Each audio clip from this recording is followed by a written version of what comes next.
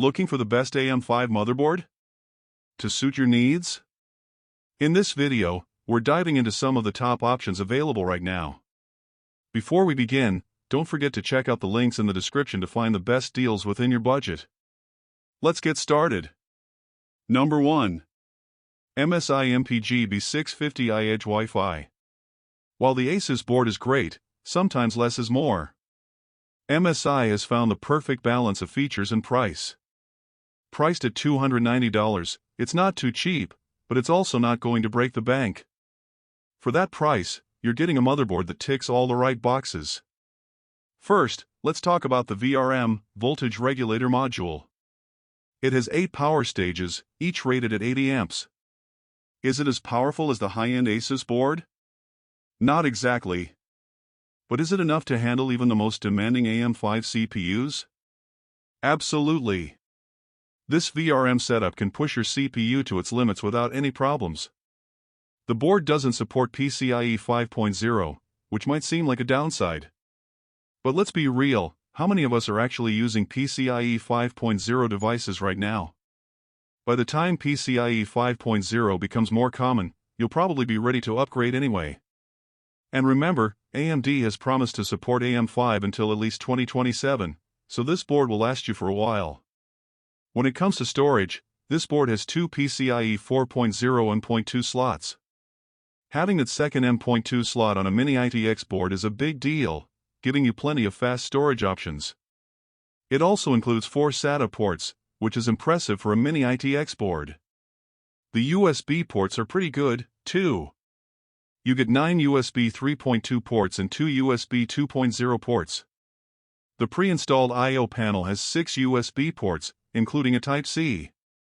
It's not the most packed I/O we've seen, but it's more than enough for most people. Plus, you get 2.5 GB LAN and Wi-Fi 6E, because let's face it, anything less is just not good enough. Number 2. Asus ROG Strix X670i Gaming Wi-Fi. Now, fair warning, this board isn't for the faint-hearted or those watching their wallets closely. At $410, it's by far the most expensive board on our list. But before you start clutching your pearls, let's talk about what you're getting for that price. First off, this is the only X670 Mini ITX motherboard we know of. That's right, Asus saw the size limitations of Mini ITX and said, "Hold my beer." The result, a board that packs more features than you think possible in this form factor. Let's start with the VRM. We're talking a massive 10110 amp power stage core VRM. That's enough to power a small country, or in this case, enough to push your CPU to its absolute limits. And don't worry about heat, the VRM heatsink includes 2 small fans, super quiet. Being an X670E board, you're getting the full PCI Express 5.0 treatment, the main X16 slot, PCI Express 5.0, the primary M.2 slot, also PCIe 5.0, there's an additional PCIe 4.0 M.2 slot too, because Asus knows you can never have 2. Much fast storage. Now, let's talk about USB.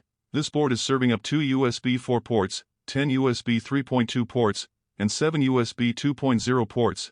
That's more USB than you can shake a stick at. The I/O panel alone has 10 USB ports, including those 2 juicy USB 4 ports. But Asus didn't stop there. They looked at the limited space on the board and thought, you know what? Let's move the audio off board. The result is the ROG Strix Hive, an external audio solution that's so cool it deserves its own YouTube video. Of course, you're also getting the standard Wi-Fi 6E and 2.5-bit LAN because at this price point, anything less would be insulting. The Asus ROG Strix X670i Gaming Wi-Fi is more than a motherboard, it's a statement. It's Asus flexing their engineering muscles and showing the world what's possible in the mini ITX form factor. Is it overkill for most users? Probably. Is it awesome? Absolutely. And now the Number 3. Gigabyte B650I Acorus Ultra. This bad boy is where things start getting serious, and trust me, it's worth every penny of its $240 price tag. First off, let's talk about power. This board is packing 8 105 amp power stages for the V-core on a 12-layer PCB. In plain English, it's got more juice than you can imagine. You want to overclock? This board says bring it on. Now does it have PCIe 5.0 for the main slot? Nah, you're still on 4.0. But here's where things get spicy. The primary M.2 slot is PCI Express 5.0 compatible, and that's not all. You get 2 additional PCIe 4.0 M.2 slots. That's right, 3 M.2 slots on a mini ITX board. Pretty cool, right? USB-wise, you're looking at 8 USB 3.2 ports and 6 USB 2.0 ports, no USB 4. But hey, you can't have everything, and of course, you're getting that sweet Wi-Fi 6E and 2.5 GB LAN that we've come to expect. The I/O panel might seem a bit basic at first glance, with just 4 USB 3.2 Type A ports, 1 Type-C, and 2 USB 2.0 ports, but remember, this is a mini ITX board. Space is at a premium, and Gigabyte has done a solid job of balancing features and size. Coming in. Number 4. Gigabyte B650I AX. Now this board is like the cooler, older sibling of the A629 we just talked about. It's rocking the B650 chipset, which means CPU overclocking is back on the menu. Price-wise, we're looking at about $40 more than the A620I AX. Is it worth the extra cash? Well, that depends on how much you love messing with your CPU. The VRM setup is the same as its little brother. 555 amp power stages for the VOR, so while you can overclock, don't expect to push your CPU to the moon and back. But here's the kicker though, apart from the chipset, this board is practically identical to the A620I AX, same single M.2 slot, same 2 SATA ports, same USB configuration. It's like they took the A620I AX, slapped a B650 sticker on it, and called it a day. So is it worth the upgrade? If you're a die-hard overclocker who can't resist tweaking every last megahertz out of your CPU, then maybe, but for most folks, you might be better off either saving some cash with the A629 or stepping it up to our next contender. Speaking of which, coming in hot. Number 5. Gigabyte A620I AX.